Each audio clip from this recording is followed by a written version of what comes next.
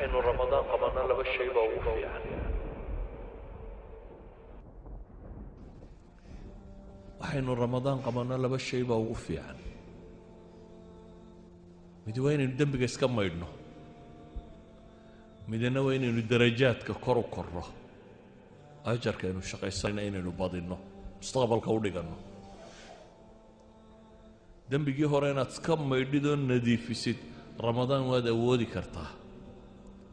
inaad ajarka biirisana markaad intaa maydhana waad ziyaada can dunuub aad shaqaysato na waad awoodi karaysaa. idan camalka intaad soo jeedabaad ajarkiisa weyn leedahay, intaasaa inta dunuubta masaxaysa bay culammadu idhaha. markaa salaadahaagii haddii laysu gegeeyo ay wada dhammayn waayeen oo jimcadaadii marka lagu daro ay haddana wada maydhi kari weyday, ramadaantaadu hadday fiicnaato iyadaa maydhaysa wixii inta hore u taag weyday. walidaalik haddii 11 bilood salaad khalkhala aynu soo tukanaynay ama jimce imaamkoo taaganuuna aynu soo fuulaynay soo gelaynay masaajidka, aan isku dayno bisha tani inay noqoto bishii aynu tirtiri lahayn wixii camal inaga tegayoo dhan, wixii dunuub inaga dhacday horoo dhan bil aynu tirtiro. oo xadiis saxiixa wuxuu leeyahay kullu camal ibnu aadam yudaacafu lahu alxasana bicashri amhaaliha ilaa 700 ضعف. qaala allahu subxaana ila asawm fainahu lii waana ajzi bih. camal kasta uu qofku samaysto waa la labanlaabayaa 10 jeer ilaa iyo 700 jeer min fadli illaahi subxaanahu wa tacaala. soonka mooyaane baa layidhi, ama soonka isaga anaa iskale baa ilaahay yidhi, isagu waa gaar. isagu markaa culammadu waxay leeyihiin anaa leeda idaafada tani waxay macnaynaysaa bay culimmadu leeyihiin sirta ah inaanu iyadu ku jirin waxyaabahan uu xadaysan yahay ajarkooda, ee ajarkeeda ilaahay unbaa garanaya. walidaalik baa mufasiriinta qaarkood waxay ku fasiraan aayaddan qur-aanka ee ilaahay leeyahy innamaa yuwafi الsaabiruuna ajrahum bigayri xisaab. shahru sabrina waa la yidhaahdaa, shahru soomna waa la yidhaahdaa.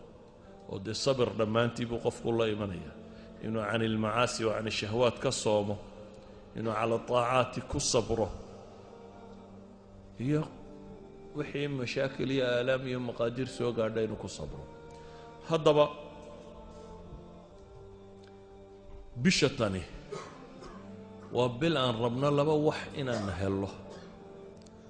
kow, in ilaahay dembigaaga dhaafo. hadda maaha inaynu iyada dembi kororsanno.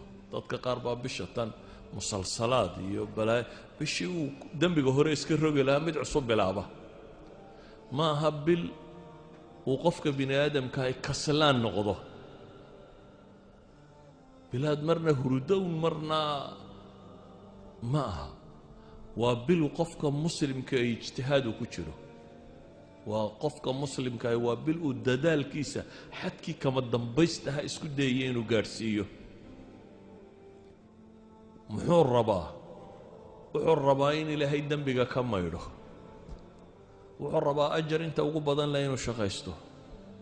wuxuu rabaa inuu ku biiro min cutaqaa'ih, kuwa ilaahay naarta ka xoraynaya. habeen walba naarta badh baa laga xoreeyaa bisha tan oo dhan. wadaaka fii kulli leyla buu nebigu yidhi, habeen walba ummadda muslimka qayb ka mid ah naarta laga xoreeya. inaad u dadaasho sidii aad ugu biiri lahayd kuwa naarta laga xoreeyey, ee inaad dembi kororsato maaha. walidaalik baa caaisha markay tidhi ilaahay rasuulkiisiiyow haddiiba ilaahay haleeshiiyo aan ku beegmo habeenkaasi leylatulqadriga ah maxaan idhaahdaa bay ku tidhi.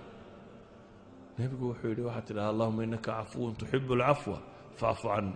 ilaahu dembigayga rogdhe, ilaahu icafi. waxaad ku ducaysata habeenkaasi ha noqoto buu nebigu leeyahy calayhi isalaatu wasalaam, ilaahu cafi.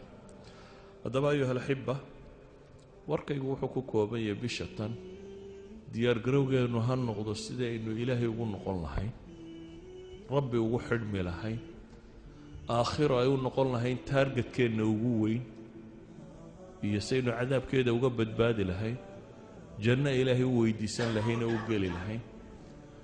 bishatani markaa ha noqoto daal badani waa inuu kaa muuqdaa oo ah fa idaa faragta fansab ilaahay taacadiisa iyo cibaadadiisa inaynu ku daallo ee bil kaslaamnimo badan aynaga muuqato laziness bilaynu qaadna maaha bil dadku caajiso waan soomanay qof walba idhaa nafta ka sii baxdo ee waa bil aad u baahantahay waa tababar baad gelaysaaye 11 biloodoo dambaad usii sahay qaadanaysaa 11 horena dembigoodaad iska maydhaysaa waa bil aad usii saha qaadanayso cafaariiddii waaweyneed ee abaalisadii baa lagugu soo dayn doonaa markay dhammaataye saad isaga celin lahayd haddaad traininka ugu sii jirtaa ibliisaanu dibku ugu duufsan lahayn iyo kooxdiisii idan haddaad bisha lafteedii dayacanto